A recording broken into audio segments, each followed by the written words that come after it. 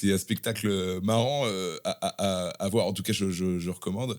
Et c'est vrai que quand je disais, ça fait un peu réfléchir aussi, ce spectacle. Ça, c'est bien. Et surtout à la fin, quand tu m'as envoyé, je me suis dit, ah ouais, là, Je tu t'ai vas dans un envoyé truc. que la fin, parce que pour pas que tu vois tous les moments de réflexion du spectacle, il y en a plein qui amènent à ce moment-là, justement. Ah, d'accord. On ne divulguera pas trop. Ouais. Mais tu peux dire, hein, oui, il y a une fin du spectacle qui est. Il y a Qui est. Oui, je vais pas spoiler. Ouais, mais tu peux expliquer un peu. Il y a une fin surprenante. Il y a une fin surprenante. Voilà. Où je peux le dire, tu joues deux persos. Oui, tu peux le dire, c'est pas un souci. Tu joues une contradiction qu'on a, nous, comme on disait au début de cet épisode, qu'on est.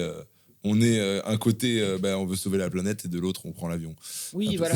Puis il y a aussi ce qu'on dit en tant qu'influenceur, il y a aussi ce qu'on dit sur les réseaux, et il y a aussi ce qu'on vit hors réseau.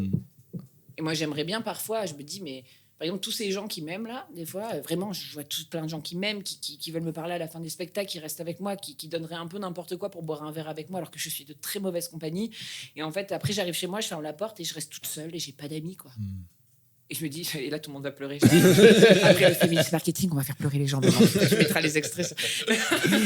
Non, mais c'est vrai, j'ai pas d'amis, je suis toute seule chez moi. Et les gens s'imaginent pas cette vie-là, je pense, quand t'es plein de public et tout. Puis d'un coup, tu fermes la porte de ton hôtel, tu dois le vivre, ce truc-là. Je sais pas ce que ça te fait, mais d'un coup, il y a plein de gens debout qui applaudissent et tout. Tu sors, ils font des photos, ils sont contents, ils te parlent, ils font des compliments. Tu rentres à l'hôtel, tu fermes la porte et là, il y a plus de bruit. Ah putain, des fois j'ai pleuré à cause de ça. Ah ouais. L'ascenseur émotionnel était trop violent pour moi. C'était. Donc ils s'imaginent pas ça, les gens, tu vois. Non, ils s'imaginent pas ça. Ils passent sûrement une meilleure soirée que toi après le spectacle. C'est sûr. Ouais. Parce qu'en fait, vu que eux de base ils ont une vie de merde. Vas-y, un bad buzz, ça marche bien aussi. Le mec qui part en couille.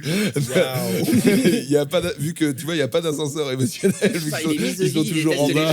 Je vais me faire une répute de ouf avec ce podcast. Non, je rigole.